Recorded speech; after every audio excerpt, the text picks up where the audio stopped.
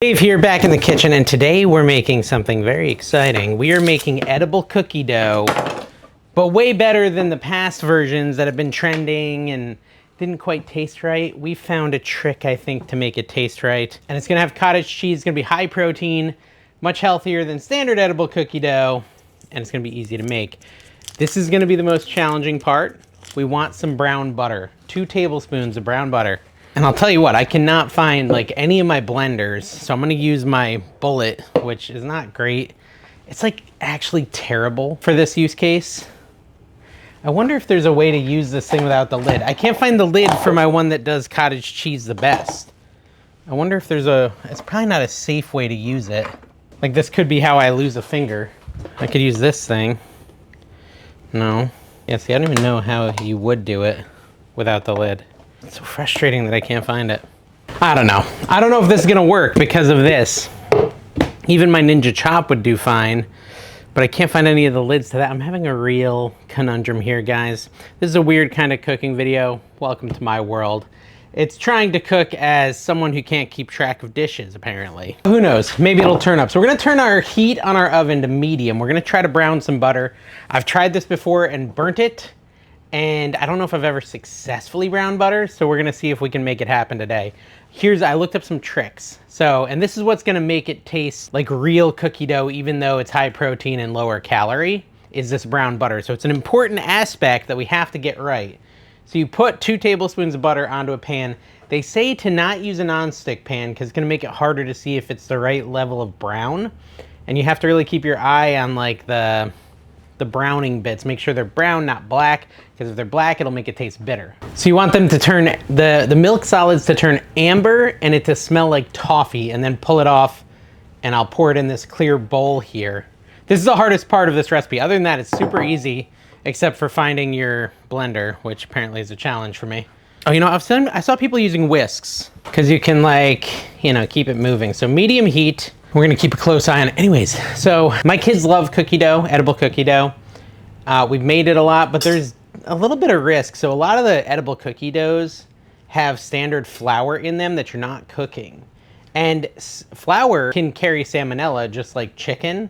And so it's not super safe to use like a normal flour in a cookie dough that you're not gonna cook, right? You can use it in cooking cookie dough and it makes great cookies and all that, but if it's something you are trying to eat uncooked, you know, the raw eggs, the raw flour, both salmonella risks. So we're gonna try to make something without either of those, but still get that real cookie dough taste, but add in the benefits of high protein with some protein powder and so on and so forth. And I'll test them and let you know how they taste. All right, so this is starting to melt at least. We're making progress. We're not making a huge batch today either, you know? Kids are in school, wife's at work, so it's just me. So I gotta be careful, be eating 40 pounds of cookie dough. Although, we should be able to refrigerate it and eat it later, so I could make a bigger batch. But I don't want to waste the ingredients if I fail. So we got a little foaming going on, which is, from what I understand, the first phase or stage to browning butter, so that's good. It's progressing as expected so far. All right, so we've got it turning a little bit darker now. I don't think we're there yet. We need to see some of that brown at the bottom of the pan, so we got to go a little longer. I have it on medium heat because I'm nervous that I'll overdo it. And I'm trying to do nothing else because I'm easily distracted. So I'm just focused in on this. This is taking a long time. I wonder if I should have put the heat a little higher. I wonder if it would be good to put brown butter on popcorn. I bet that'd be delicious. A lot of calories, but tasty. Oh, look, it's starting to turn amber. I see it happening. Do you see kind of the color is kind of starting to change? I want to burn it. Oh, look, it's starting to brown. Okay, all right. Now we're really getting it. Now I know there's also the risk of going too short, so we need a little bit more, not a lot. It's starting to smell like toffee. I think this is the moment, guys, but I don't want to pull it too early. Let me give it like 30 more seconds. 28, 27.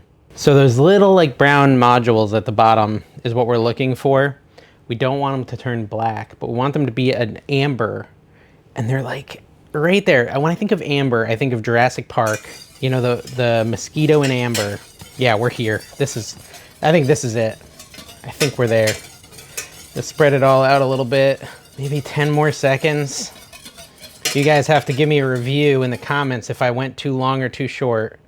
10, 9, 8, 7, 6, I don't know, 5, 4, 3, 2. Yeah, I'm calling it. I'm calling it, guys. I'm calling it. I think that's good enough, I hope.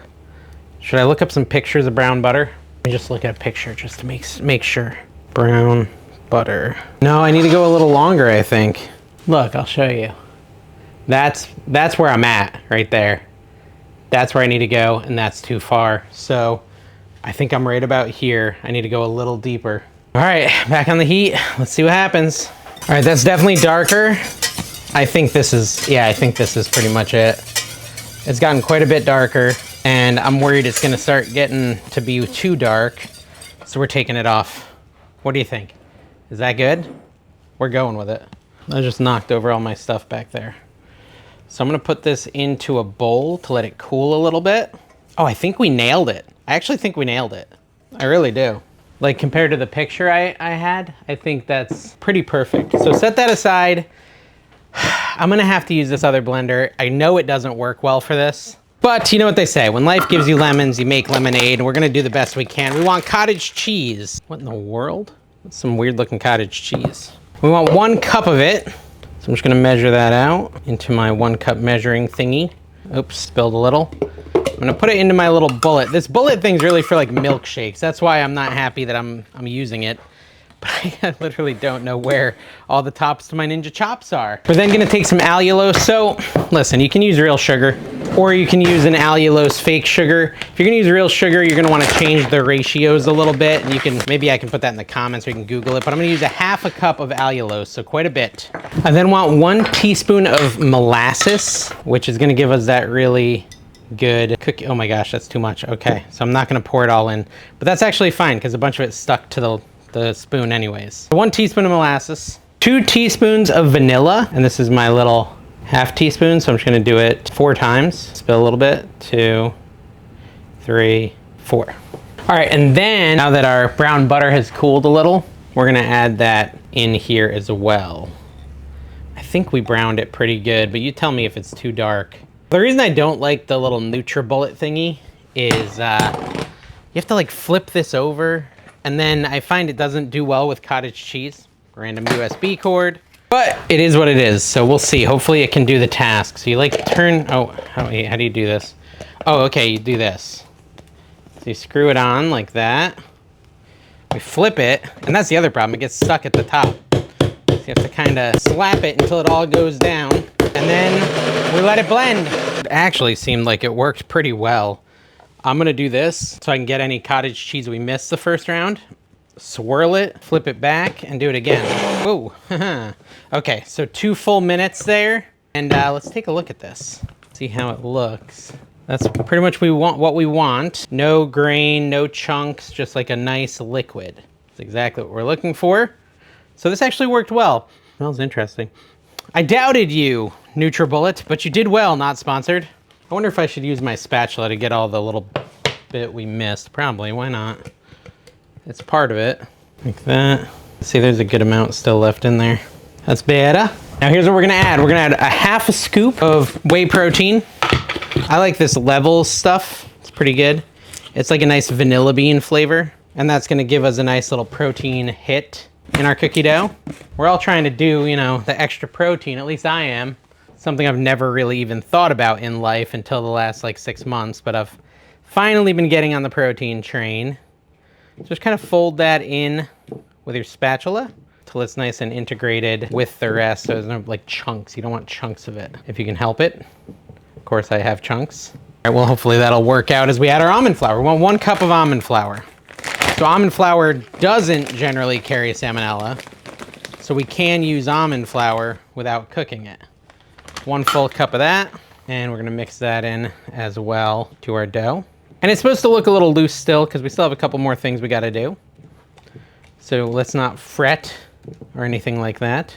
Just do that, mix it all in. I mean, the whole idea of this is to take those cottage cheese cookie dough, edible cookie doughs that were, you know, trending a couple years ago, but they didn't actually taste very good. The macros were okay, but the taste wasn't very good. And actually elevate that with our molasses and our browned butter. We'll see. We'll see how it comes out. I'll let you know. As a connoisseur of raw cookie dough, I can give an accurate comparison. All right, that looks pretty good. We're then gonna do half a teaspoon of salt to really round out the flavor profile, like so. And then we're gonna add chocolate chips because obviously it's chocolate chip cookie dough. Here's the dilemma. The dilemma I have is I don't have any Lily's, like low sugar ones. The recipe technically calls for mini chocolate chips, which I looked at my Walmart and they don't have any I could get quickly. And I already had some actual chocolate chips. So this is where mine gets a little unhealthy. These are not sugar-free or anything. Although sugar's not that bad for you in moderation. Although I'm not a doctor, so certainly don't take my medical advice, nor am I giving it. But we want a 1/3 cup of, if you're trying to stay keto, like sugar-free chocolate chips. Or again, you could use normal sugar and these normal chocolate chips. And we will integrate those in, like so. Looks pretty good to me. The reason for the mini chocolate chips, you just get like some chocolate in every bite, you know? Just more chocolate action. So we're gonna cover and refrigerate this. It's not ready to eat yet. As you can see, it's still too liquidy. Supposedly, once we put this in the fridge and let it go for like a half hour or so, it should become much more cookie dough texture-like, but we'll see. It's an experiment, like always. So I'll be back in 30. It'll just be a blink of an eye for you, and we'll see if this really is the world's best cottage cheese, low carb cookie dough that I'm cheating and using normal sugar chocolate chips in. It's you know, it's proof of concept, guys, proof of concept. Okay, it's been an hour and I've taken this out of the fridge and we're gonna see if it's turned into edible cookie dough. We're gonna see if it's disgusting. And if it's disgusting, I'll release the video anyways so you can laugh at my failure. So really it's a win-win for you guys. All right, the texture looks interesting. Let's just take a spoon and see what we think. Okay, so it's still pretty, it's not bad texture-wise, but it's also not quite as firm as I want it to be. Now, one of the tricks we can do is add a little almond flour to it. All right, so we're gonna try the fallback of adding a little dry. So I'm gonna add a tablespoon of coconut flour. You could do 2 tablespoons of almond flour instead. I'm gonna do coconut just because I feel like, you know, mix it up a little bit. Just kind of spread it into that and see if it stiffens up. It's not bad, it's not a bad texture. It's more like real cookie dough before you bake it. So I guess it's not bad. I guess I'm just used to all the cookie doughs that are quite a bit stiffer than this. But in reality, this isn't actually that far off from a cookie dough I would actually eat while baking. I guess the flavor is the real question, because I don't really mind it being like this. And we could keep adding more and more, but I want to try it first. Like, if it's already delicious, let's not mess with a good thing. So here we go, we're gonna try it. Edible cookie dough. We'll do the macros in a second too. Okay. That's funny. That's funny. Did we put eggs in this? Like, it's crazy. I've kind of got that eggy taste from a cookie dough, but I don't think we put eggs in this. Dude, that's crazy. There's no eggs in this. It must be the vanilla and the molasses making like a super like, my problem is it tastes exactly like cookie dough. That's pretty wild, guys. This is a pretty wild recipe. You should try this. Wow. So a serving is a 1/4 cup. If you use some sugar-free chocolate chips, it would be 230 calories, 12 grams of protein. Not amazing protein but it's cookie dough. It's edible cookie dough, so it's okay. It's not gonna be like a protein shake, but it's better than just standard cookie dough. Real cookie dough, a 1/4 cup's gonna be like 360 calories and have 3 grams of protein and 40 plus grams of sugar. I think it would be just as good with sugar-free chocolate chips. I just didn't have any. I like the way those taste too, but this is actually pretty incredible. Wow. The entire thing is 1,300 calories, so I definitely don't want to eat the whole thing. It's really good.